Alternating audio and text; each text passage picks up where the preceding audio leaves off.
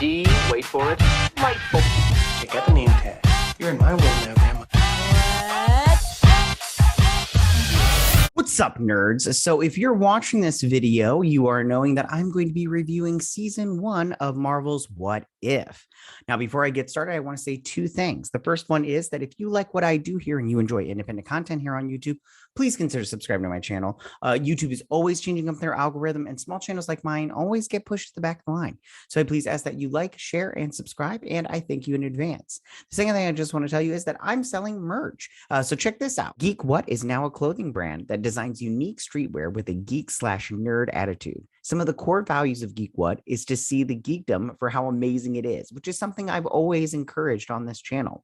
Here's a look at my latest shirt that was designed by artist Patrick Walters, with my favorite design being me as a cartoon.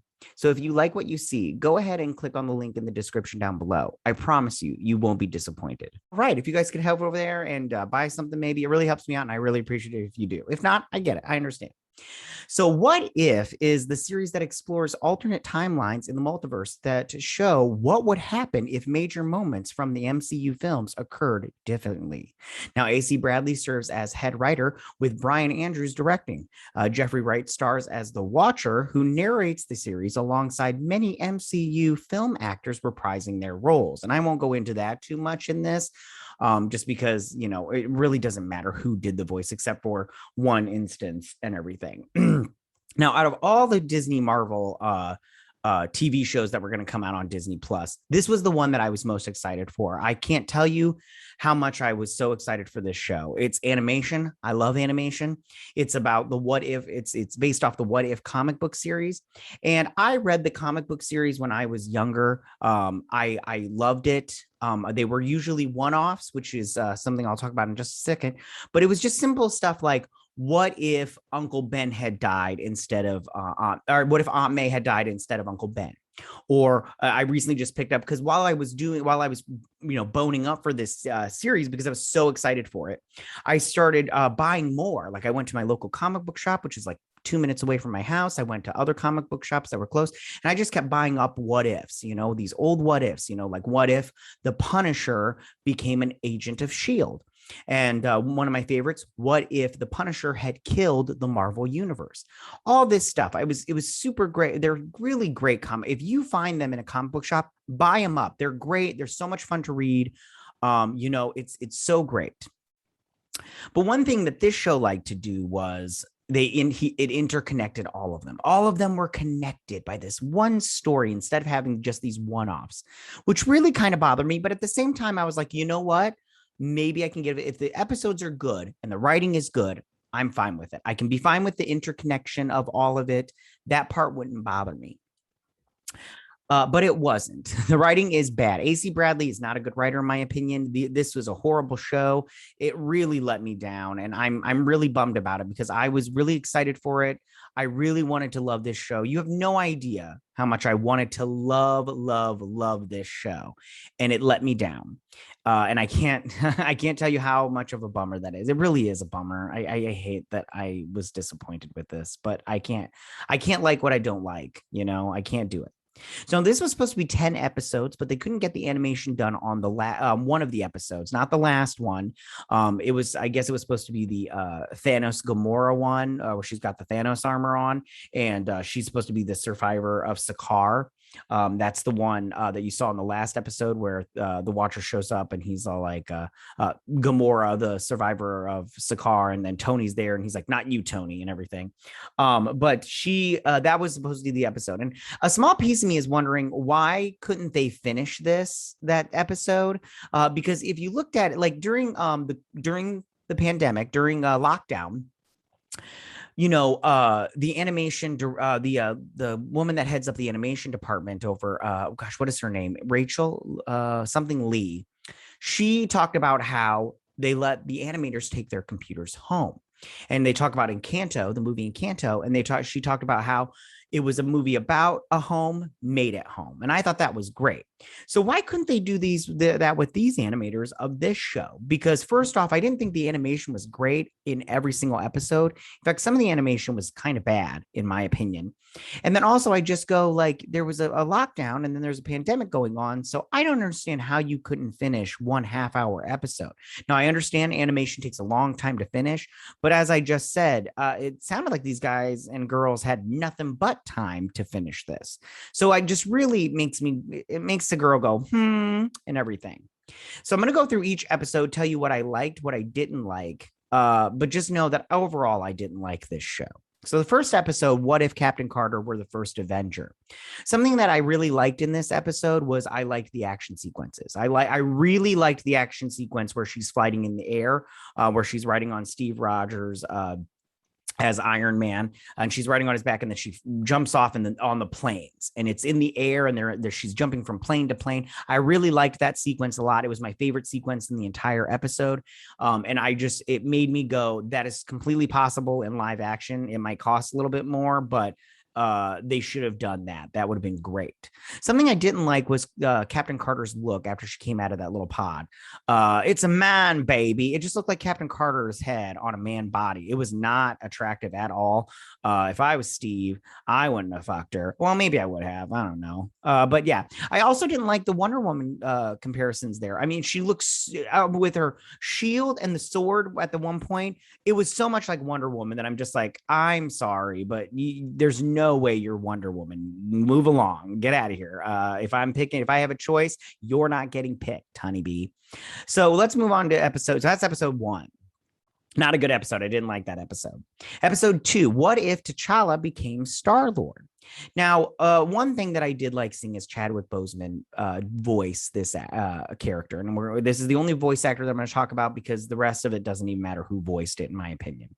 But it did make me go, I did like seeing Chadwick Boseman. I didn't like the episode. I thought the episode was pure crap, but I thought that Chadwick Boseman did a good job. And it really, and I know that a lot of people, and Disney has said before, but this really makes me go that they should recast the character. It's not because it's no disrespect to Chadwick Boseman, but we can't lose such a good character. I really think that T'Challa is a good character. I think that I know they're not going to recast T'Challa because they've already decided not to, but I really think that it's a misstep in my opinion. They really should recast that character. It's a smart idea. And even though I did like Chadwick Boseman as the character, he didn't own the character. It's just because I'm very much that you shouldn't recast unless it's necessary. But it's like Carrie Fisher with Star Wars. She died, recast. She doesn't own that character. I'm sorry. And I love Carrie Fisher and I like Chadwick Boseman, but recast. I'm sorry. This cannot be the end of his reign, this crappy episode of What If. And so let's move on to the dislikes. I didn't like that T'Challa was the space Jesus of it all. I mean, he's talking about reallocating stuff, but it doesn't show anything how Space Jesus became so great. He was able to change the mind of Thanos, but we didn't get to see how. How did he convince Thanos not to do the snap? There's no good answer for that. And they didn't do it because they're crappy writers. AC Bradley is a crappy writer. She's had very little experience, and it shows in this show. Her writing is mediocre at best, and that's me being generous, okay? In this episode, for instance, T'Challa's named Star-Lord. Star-Lord is a name that what's his face's mom gave him when he was a young boy, and then he's taken away by Yondu, Chris Pratt's character. I can't think of it off the top of my head, and he's given the name Star-Lord by his mom because his dad's a spaceman or whatnot, and T'Challa has the name Star-Lord. Where did that come from? Oh, yeah, they didn't think about that because they didn't research their own freaking thing. Second thing is T'Challa has a necklace at the middle of the episode, and he comes across a Wakandan spaceship at the Collector's little hideout. And the necklace starts glowing bright blue because he's in the presence of a ship from Wakanda.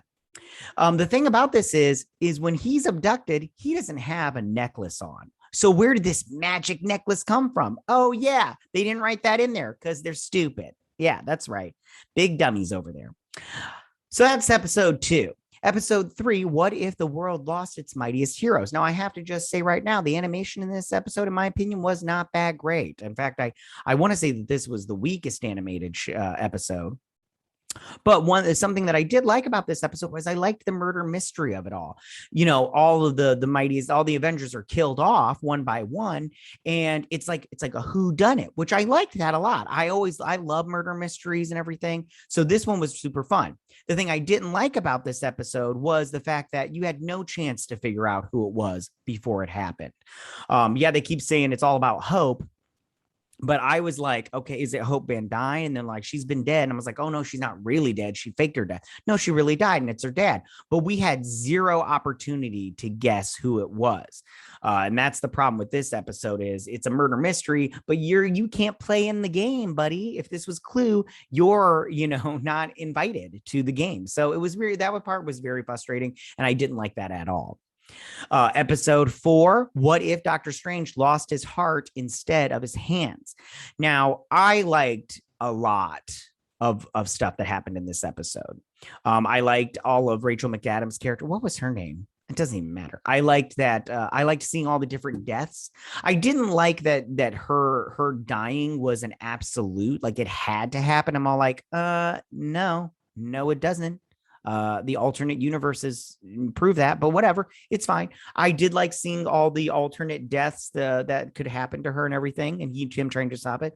And then another thing that I really liked, that really stuck out to me, was him taking in all those different demons that he kept summoning from other realms, and he just kept taking them on until he became, all morgified and everything, and all gross.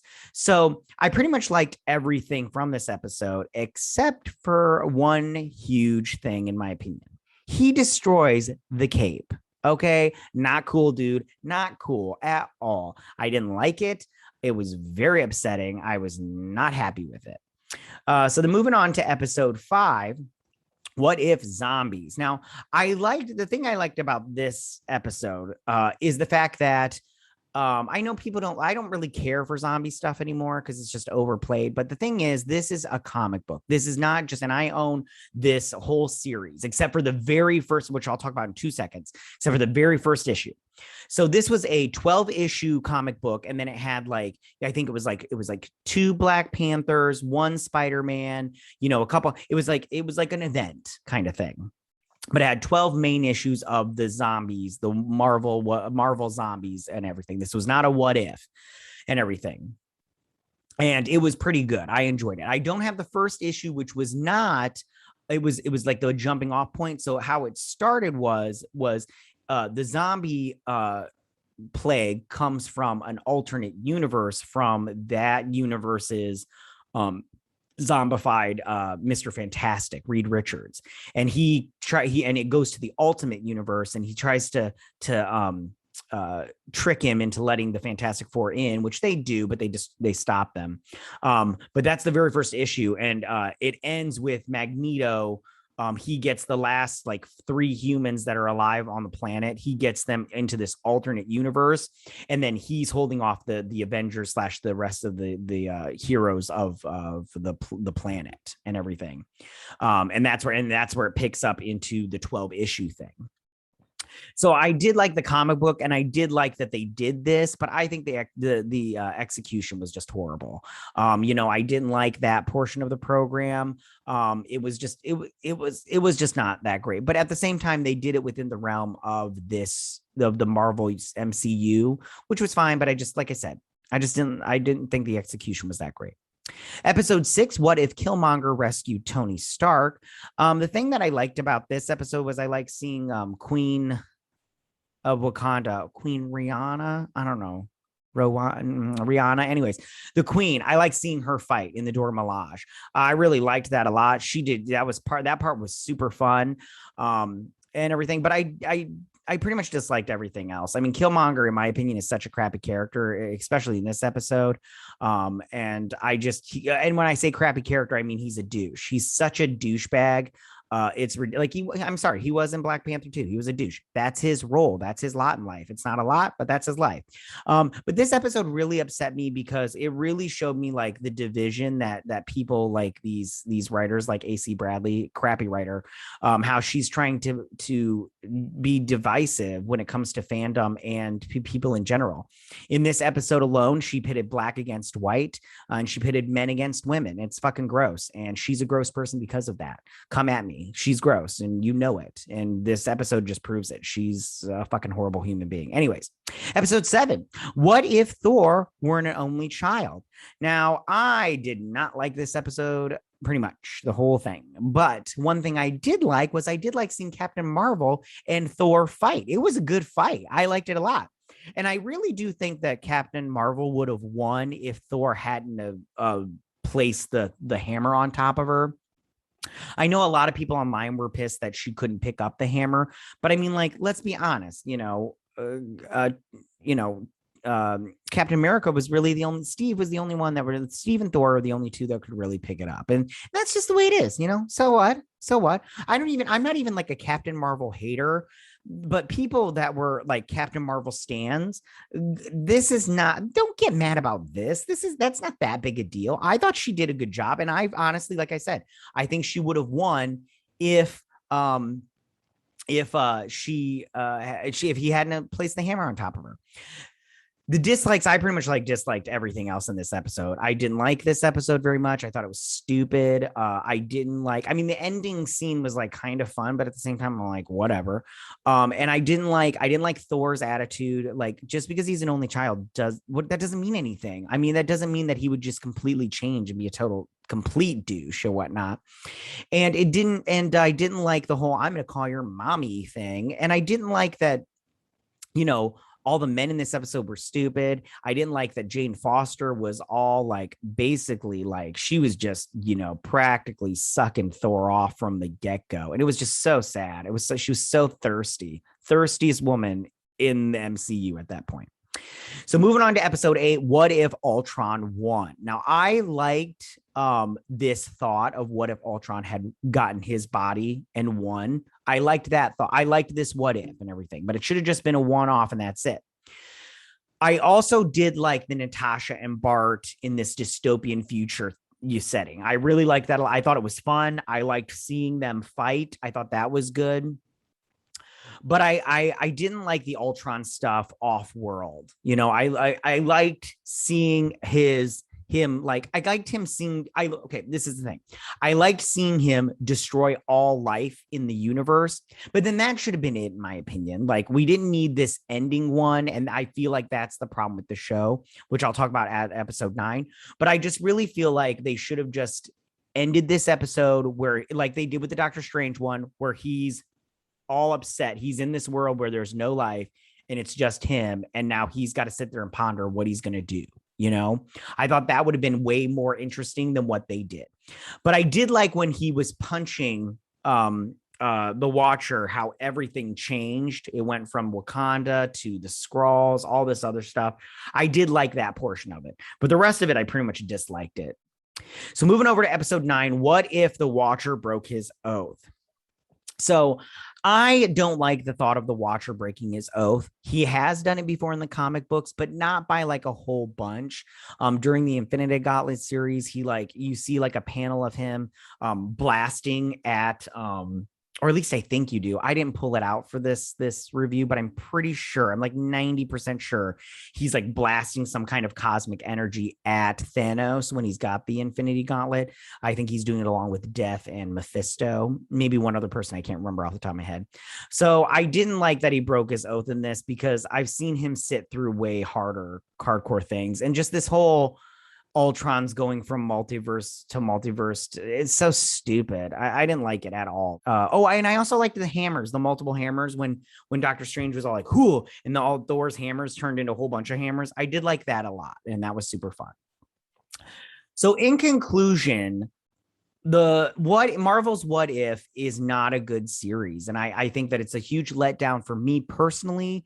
And I think for anyone that was a fan of the comic books, it's just playing into this. I don't know what they're doing over there at Marvel, but these Disney shows, in my opinion, they all suck. And this one really let me down just because I was so excited for it.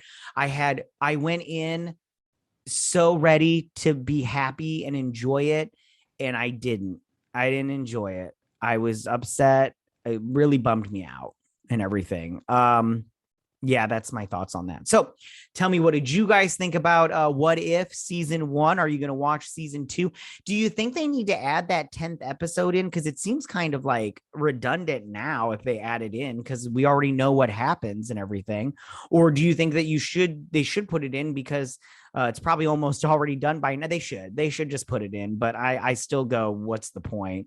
But and yeah, and tell me, what was your favorite episode and how you felt about it. I know you're probably mad at me because I didn't like it, but such as life. All right, go ahead and leave all your comments in that section down below. If you like this video, go and hit that like button. I won't mind. If you're new to my channel, please hit that subscribe button. I'd greatly appreciate it. And I will see you guys on my next review. You guys have a good day. Bye.